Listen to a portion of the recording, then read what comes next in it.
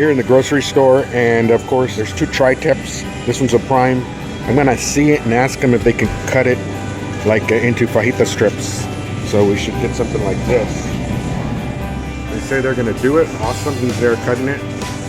No, that's it. Appreciate it, buddy. So here it is, guys.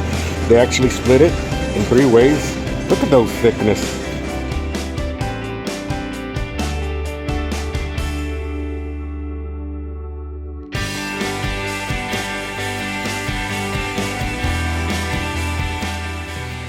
Hey, welcome back, guys and gals. I'm Al Lunacy. This is Al Lunacy Queuing. As you saw in the intro, we did have that tri-tip sliced by the butcher. We brought it back home, and now we're going to see what we're dealing with. We're going to open up the package and see if we need any additional trimmings or whatnot. So let's see where we go from here. Okay, guys, so we're back from the store. Let's take a look at what we're working with. Don't know how good of a job that guy did at the butcher shop. So, you know, look at that. Look how nicely marbled that steak is. It's crazy not to make fajitas out of this. Look at that, that's beautiful. So this tri-tip had a fat cap on the top and on the bottom. The top fat cap had some meat to it, but the bottom side was almost all fat, as you can see that here. We won't be using that on this cook, we'll save it for another. Now looking at this fajita tri-tip, we're going to trim away some of the fat on the side, and we'll try to trim away some of the fat on the top side as well. Now let's work on our marinade. We are going to use a few cloves of garlic, half an onion, some olive oil, some cilantro, some chicken tomato bouillon, and a little bit of lime juice. Oh, it looks, I forgot to say that we're going to add a little bit of water. Not too much, maybe half a cup at the most. And that's how it looks, guys. You can taste it to see if there's enough salt. For me right now, there is enough salt. I may add some as we're cooking, but to add that we are doing something other than tri-tip as well, just because I had this meat in the freezer. A piece of fajita and some cross-cut ribs there. But the star of the show is the tri-tip. Show you what we're dealing with. This was the fat cap. We're gonna save it for tallow for some other day, so that will go in the freezer.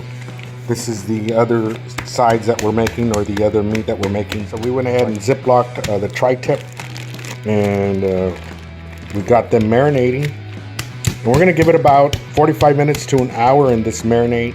Let's go outside and get the fire going. To get this fire going, we're going to use the best fire starters on the market, Fire Cups by Tiger McCool Barbecue Company. And our firewood of choice is Gourmet Wood Products. Today we are using hickory wood splits, available at your Academy Sporting Goods and Bucky convenience stores. Okay, so we got the 3 splits, and look how just 1 fire cup will take care of those 3 splits. Now, for right now, I have a chimney fireplace. I guess it's a wood holder, but I am working on the brasero. You can see right there. We are putting it together, and the brasero will go here for us Old Country Vaquero owners. I put the first pieces of meat. They don't look too appetizing with that marinade, but they smell freaking fantastic. If we need more salt, then we'll go ahead and spice it up with squash bark there. But in the meantime, we'll give it a taste test before we season it.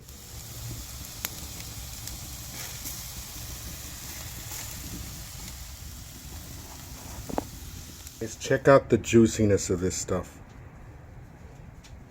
Now, if that ain't juicy, I don't know what to tell you.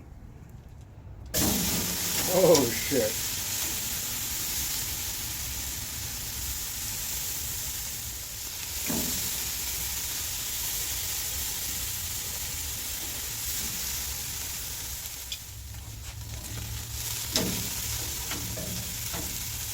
So we got the grain's running this way on there, and then it's running this way. So we're gonna have to cut this way and then cut this way, or I should say this way.